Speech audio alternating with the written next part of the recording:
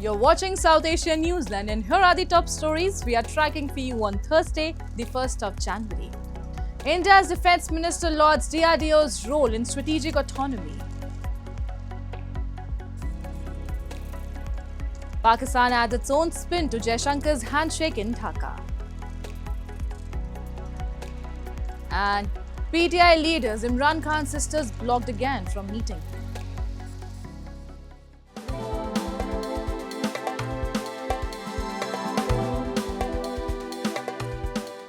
And now for all the details.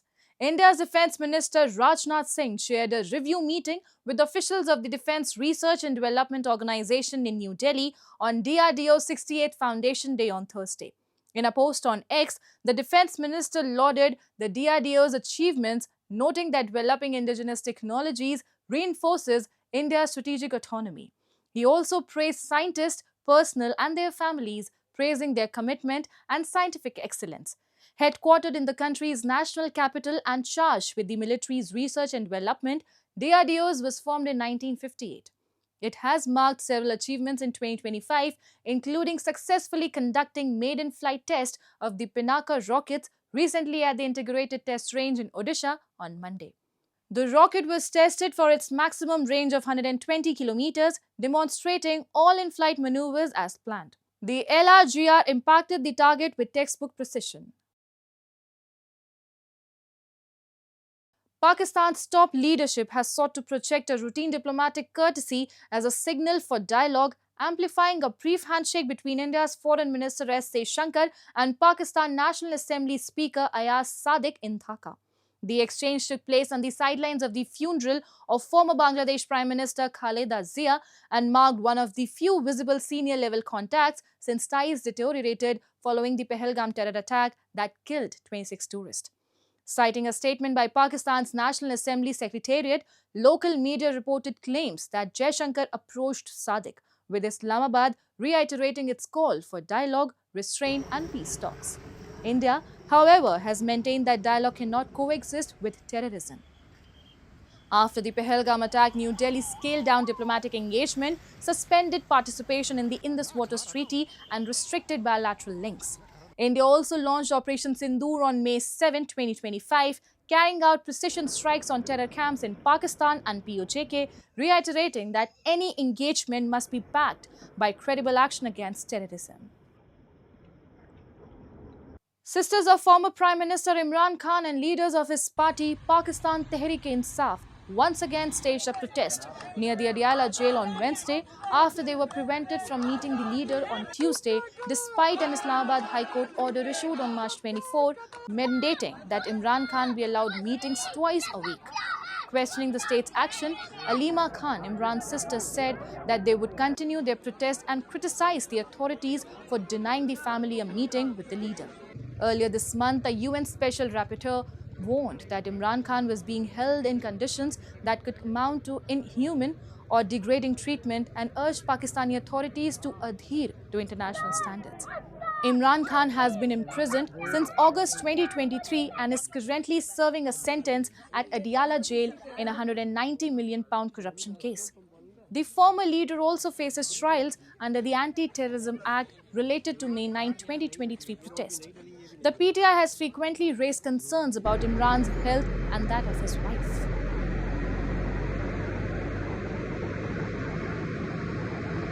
Sri Lanka's Colombo Consumer Price Index rose 2.1% year-on-year in December after a 2.1% rise in November, the Statistics Department said on Wednesday. The Colombo Consumer Price Index, a leading indicator for broader national prices, tracks inflation in Colombo, Sri Lanka's biggest city.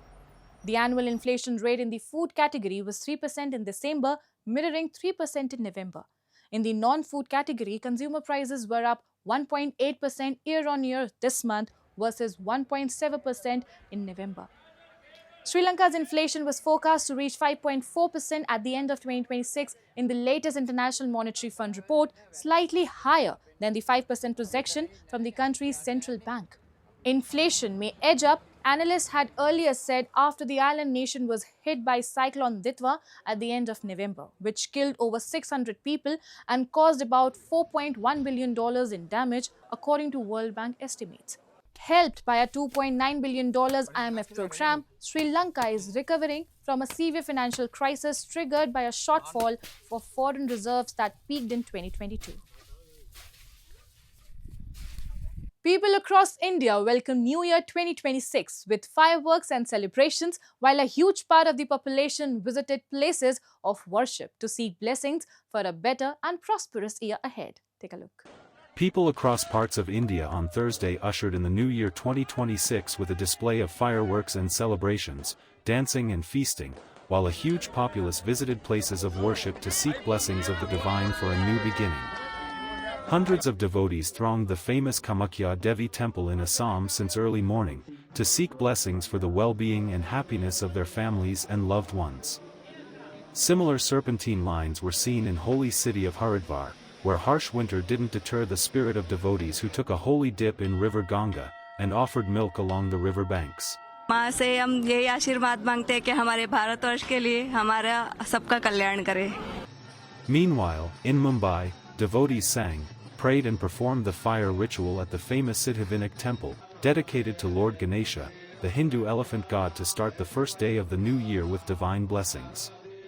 Much enthusiasm was also seen at the Golden Temple, where Sikh devotees waited in the serpentine queues to enter the sacred sanctum sanctorum and offer prayers.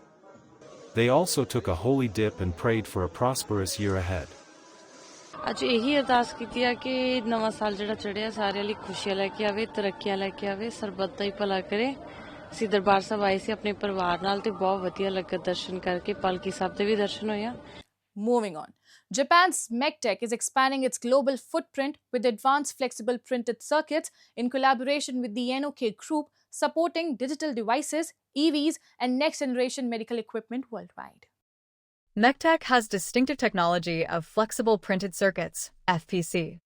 It is thin, light, and bounding electronic circuit board and be integral for various digital device and direct body contact health-keeping machine.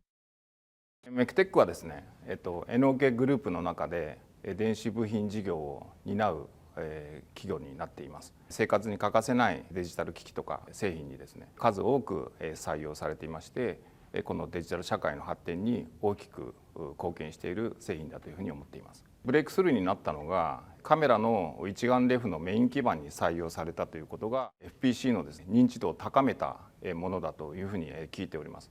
そこからどんどんこの FPC というものが広がっていき、ハードディスクドライブの中でデータという保存というですね、非常に重要なところでヘッドで使う FPC なんですけれども、そこには非常に1億回の振動に耐えなければいけないと。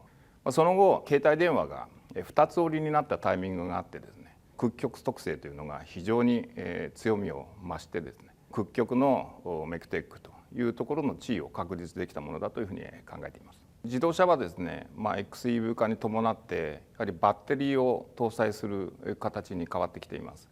特にその軽量化、XEV にとってはとても重要な課題になるというふうに思うんですけれども、それを実現できる FPC が今我々の方では非常に成長して伸びている。一方ではですね、医療機、インフラなど産官学の連携の開発を非常に進めておりまして、社会課題の解決にも取り組んでいると。また FPC メーカーとしてのパイオニアとして材料の開発からですね、FPC の製造、そして性能検証までが一貫でできると、世界のどの拠点であってもですね、同じ品質、そして供給体制でできるところが我々の強みであると。MEKTECの事業成長が N.O.K グループ全体の競争力向上につながって、グローバル1 N.O.K として世界市場での存在感をさらに強化していくことを目指しております。Based on cooperative R&D of N.O.K Group, MEKTEC fulfills global social demand.